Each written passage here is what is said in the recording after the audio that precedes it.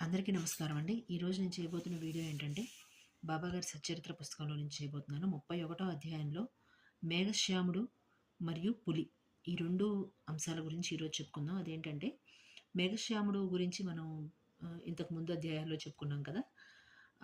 మేఘశ్యాముడికి త్రిశూలము, అలాగే శివలింగము స్వప్నంలో కనిపించడము, అవి బాబాగారి చేత ప్రతిష్ఠించబడటం అనేసి చెప్పుకున్నాం కదా! వాటిని అతను పూజ చేస్తూ అంత్యకాలంలో అతని మరణం సంభవిస్తుంది. అయితే అతనికి అతని అతని అంత్యక్రియల సమయంలో బాబాగారు కూడా అతని వెంట వెడతారు.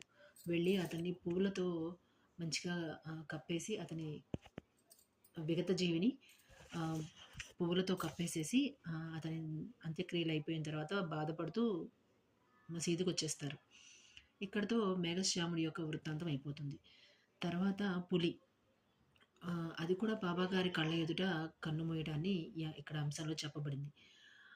ఈ పులిని కొన్ని చోట్ల ఆడిస్తూ కొందరు సంపాదన చేస్తూ ఉంటారు కదా! అలాంటి ఒక పులి కొన్నేళ్ల క్రిందట బాబాగారి దగ్గరికి తీసుకురాబడుతుంది. జబ్బు చేసి ఉన్న పులి. అది ఏ టైంలో అంటే బాబాగారు ఒక 7 రోజుల్లో సమాధి చెందుతారు అనగా జరిగిన విచిత్రమైన విషయం ఇది. అయితే దాన్ని తీసుకొని వస్తారు. వచ్చి బయట దాన్ని గొలుసులతో కట్టేసి ఉంచుతారు. దాన్ని ఆడించేవాళ్ళు అంటే దాన్ని ఎవరైతే సంరక్షిస్తూ ఉంటారో అంటే దాన్ని ఎవరైతే అదుపు చేసి దాన్ని ఆడిస్తూ అలాగే డబ్బులు సంపాదిస్తూ ఉంటారో వాళ్ళు బాబాగారి దగ్గరకొచ్చి చెప్తారు జరిగిన విషయం అంతా. ఇట్లా ఇట్లా జబ్బు పడి ఉంది. చాలా చోట్ల చూపిస్తే నయం కాలేదు. మీ దగ్గర తీసుకొచ్చాము అని చెప్పేసని. నా దగ్గరకి తీసుకొని రమ్మని చెప్తారు. చెప్పినప్పుడు వాళ్ళు అలాగే తీసుకొని వస్తారు. తీసుకొని వచ్చి కూర్చోబెట్టమని చెప్తారు. అది బాబాగారిని చూసి ఆయన దానికి ఆయన కాంతి చూసి అది తోక ఊపుతూ తోకని 3 సార్లు నేల మీద కొట్టి నేల కొరికి ప్రాణం వదిలేస్తుంది. అది చూసి అక్కడ ఉన్న వాళ్ళంతా భయపడతారు. పులి అంటే జనరల్‌గా భయపడతారు కదా!